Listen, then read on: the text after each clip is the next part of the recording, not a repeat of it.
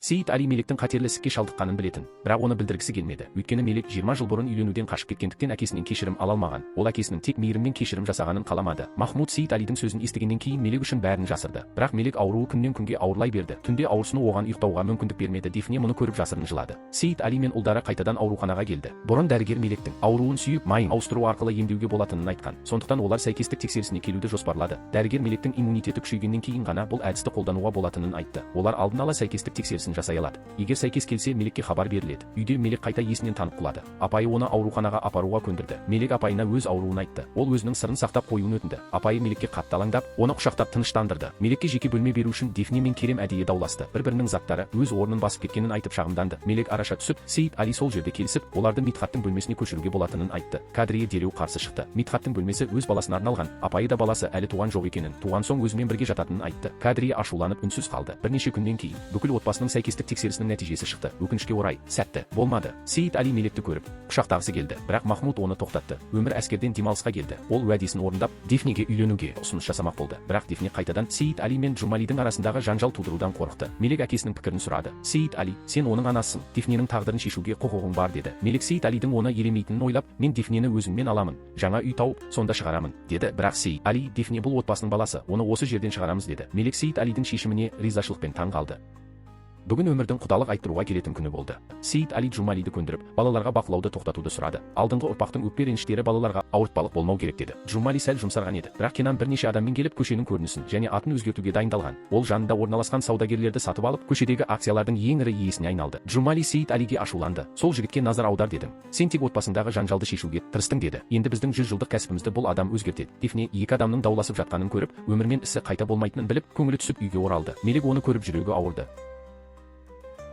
Сейіт Али қайтадан Джумалиді іздеп барып, бұл жолы дос ретінде емес, әке ретінде сөйлесіп жатырмын деді. Джумали оған дәрі ішкенсің бе деп сұрады. Сейіт Али Мелектің қатерлі ісікке шалдыққанын айтты. Оның өмірі аз қалғанын, дәрігерлер оны бақытты етуіміз керек деді. Бірақ мен істей алмай жатырмын деді. Джумали қатты таң қалды. Құдалық айту тоқтатылды. Тек Джумалидің әйелі қуанып, бәрін тамаққа шақырды. Джумали үйге келіп әйелімен сөйлескісі келді. Сейіт Али отбасымен кешкі ас ішіп жатқанда қоңырау соғылды. Өмір мен анасы құдалық сыйлықтармен есік алдында тұрды. Мелек оларға есікті ашып, Халил мен жақын достары кейінірек келді. Бірақ ең таңқаларлығы, Джумали мен әйелі де келді.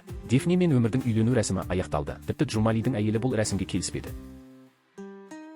Ертеңінде Али қызылшамен ауырды. Өте жұқпалы болғандықтан бәрі Мелекке айтпауға шешім қабылдады. Кадрия Мелек бөлмесінен Алидің киімін алып бара жатып, Мелектің диагнозын кездейсоқ тауып алды. Мелектің қатерлі ісікке шалдыққанын білді. Кадрия баспалдақта отырып жылады. Апай оған аузынан шығармауды тапсырды. Бірақ Кадрия Мелекті көргенде бәрін айтып жіберді.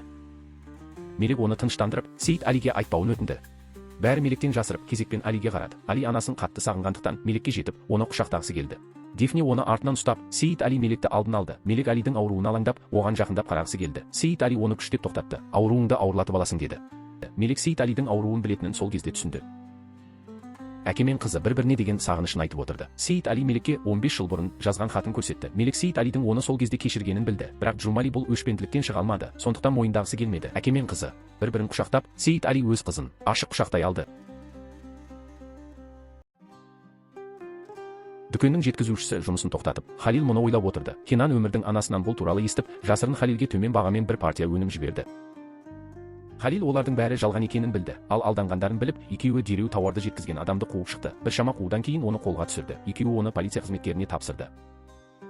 Бірақ Кенан абдырап тұрған жоқ. Ақшасы бар болған соң, ол адамды үнсіз қалдыра алады, қорықпаса да болады. Ал Халил де Кенанның жөндеу жұмысын тоқтатудың жолын іздеді. Адвокат Ихсан оған айтты, егер жалғыз көпшіліктің қарсы қолын жинай алсақ, үміт бар. Сондықтан Джумали Сейіт Алиді кездесуге шақырып, стратегиясын талқылады. Мелек Сейіт Алидің қолын ұстап жұмыс орнына келді. Джумали Сейіт Алиге көзқарасымен сұрап тұрды. Бұл қандай жағдай? Сейіт Али оған айтарыңды тікелей айт деді. Джумали Мелекке қайта қарап, Сейіт Али оған Мелекпен сөйлескенін айтты. Джумали сонда ғана батылданып сөйледі. Мелекке қамқорлық көрсетіп, қажет болса көмектесуге дайын екенін айтты. Мелек Джумалиді ризашылықпен қабылдады. Кейін Халил адвокаттың сөзін Сейіт Алиге жеткізді. Барлығы бөлініп, жалға алушылардан қол жинауға шешім қабылдады.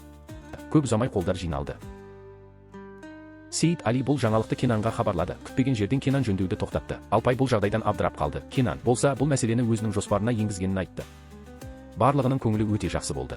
Өмір қайтадан әскерге оралды. Халил Мелик пен Алиді серуенге шығарып жүрді. Сейит Али бұл жылы көріністі көріп, жүрегі сәл ауырды. Мелик кеткеннен кейін Халилді жеке сөйлесу үшін қалдырды. Олар бұрынғы бөлінгенін өкінішпен еске алды. Әйтпесе Мелик қазір өте бақытты өмір сүретін еді. Бірақ қазір Мелик өмірінің соңына жақындаған. Бәрі кеш. Халил болса Мелик өмірінің соңына дейін бірге болатынын айтты. Өйткені ол әрқашан Меликке ғашық болған. Ол Меликке үйленгісі келетінін айтты. Келесі күні Мелик Халилден сұрады. Сейит Али оған не айтқанын. Халил өз сөзін Меликке жеткізді. Мелик таңқалып қуанды. Сейит Али ренжіді ме деп сұрады. Халил ренжіген жоқ. Келіспеймін дегенде жоқ деді. Сосын ол дайындалған жүзікпен Меликке үйлену ұсынысын жасады. Мелик бәріне сенбеді. Бәрі түс көргендей болды. Халил, сен келісесің бе деп сұрады. Сол кезде біреу Халилді іздеп келді. Халил жүзікті алдымен Меликке берді. Бір күн ойланған Мелик сәл күмәнданды сүйгенімен, бірақ өз өмірі аз қалғанын ойлап, қайтадан Халилді жаралаудан қорықты. Кешке Алпай бір пакетпен жұмыс орнына кірді. Меликке барлығының жылы ықыласын көрсеткенін көріп, оның көңілі біртүрлі болып кетті. Ал Кенан сол кезде өмірдің анасына ғашық болды. Ол Кенан кек алуын ұмытты деп ойлады. Сондықтан өз кегін бастамақ болды. Бірақ шыға бергенде есіктің құлыпталғанын көрді. Сондықтан Кенанға қоңырау шалып көмек сұрады. Кенан, неге келдің деп сұрады. Ол жай көңілің бұзылғандықтан кездейсоқ келдім деп айтты.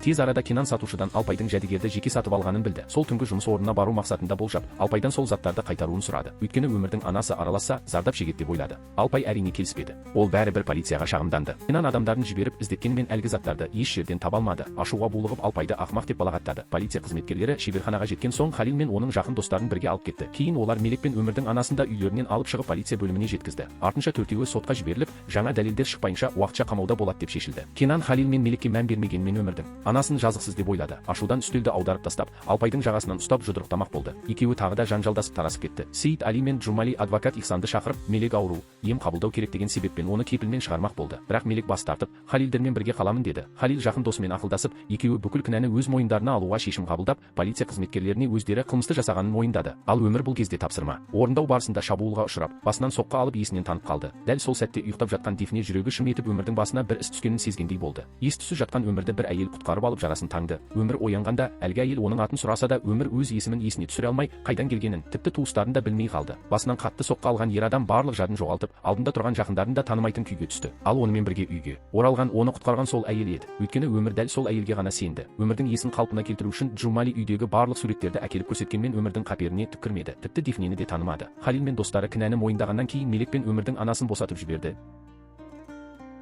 Дифне анасына келгенде қасында Сейит Али де болды. Дәл сол сәтте Джумали өмірдің жағдайын оларға айтқан еді. Сейит Али Дифнені тезірек алып кеткісі келді. Бірақ осы кезде өмір бөлмеден шықты.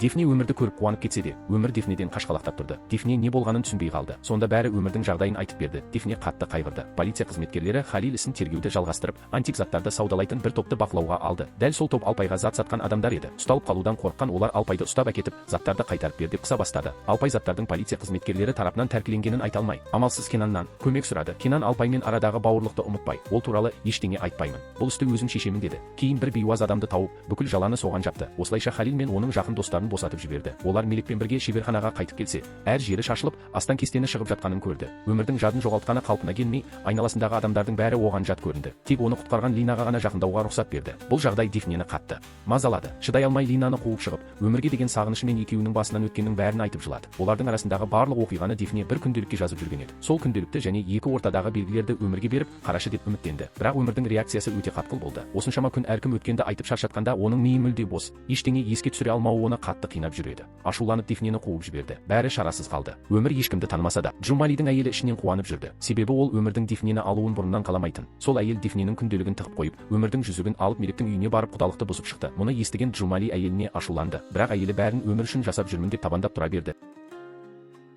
Дәл осы кезде Кенан өмірдің анасына сезімін жеткізіп жатқанын Халил көріп қойып, оны жұлып алып бәрінің алдына сүйреп шығып, қатты ұрсып масқара қылды. Кенанның осындай күйде қалуы оған қиын болды. Кенанның қаржылық қолдауынсыз Алпай Мелик пен олардың төркініне және бәріне қарсы тұрарлық қаржысы жоқ еді. Әрі шеберхана өртенгендегі бейне жазбада Кенанның қолында болатын. Уақыт өте өмір Дифнеге қайта ғашық болып қалды. Талай оқиғадан кейін Меликте жүрегіндегі күмәнді ысырып тастап, Халилге көңілін ашты. Екеуі Сейит Али мен Джумалидің қасына барып, жақын арада үйленетінін жариялады. Қос қария қуана қабылдады. Дәл сол кезде Мелик тағы да есінен танып құлап қалды. Мұның бәрін жанындағы Алпай да көріп қалды. Дәрігер Меликтің жағдайы нашарлағанын айтты. Бәрі қатты уайымға салынды. Мұны көрген Алпай ойланып Меликке не болды деп сұрады. Керем оны көргенде ашуланып қуып жіберді. Алпай амалсыз дәрігерден сұрап, Мелекке қатерлі ісік диагнозы қойылғанын сонда ғана білді. Алпай бұл жаңалықты Фундаға айтып жатқанда, Кенанның жігіттері келіп, Кенан бәрін тастап кетуге шешім қабылдады. Қол астындағыларын да алып кетпеймін дегенін жеткізді. Қолына еш пайда тимей ашулы қалған жігіт Кенанның өмірдің анасына жазған хатын Алпайға беріп жіберді. Хатта Кенан барлық шындықты өмірдің анасына айтпақ болғанын жазған. Алпай бұны естіп, өзін қорғап, Кенанды кетіру үшін, ол өмірдің анасының орнында жауап ретінде Кенанға хат жазды. Кенанмен кездескісі келмейтінін білдірді. Кенан бақылау камерасына түскен жазбаны қол астына беріп, ұшағына мінгеннен кейін полиция қызметкеріне тапсыруды бұйырды. Аурухана жағында Мелектің жағдайы тағы да қатты нашарлады. Сәтіне қарай дәрігерлер уақытында құтқарды. Ал сүйек майы қорынан да жақсы хабар келді. Сәйкес донор табылды. Барлығы қатты қуанып көз жастарын төкті. Кейін аурухана сол донормен байланысқа шықты.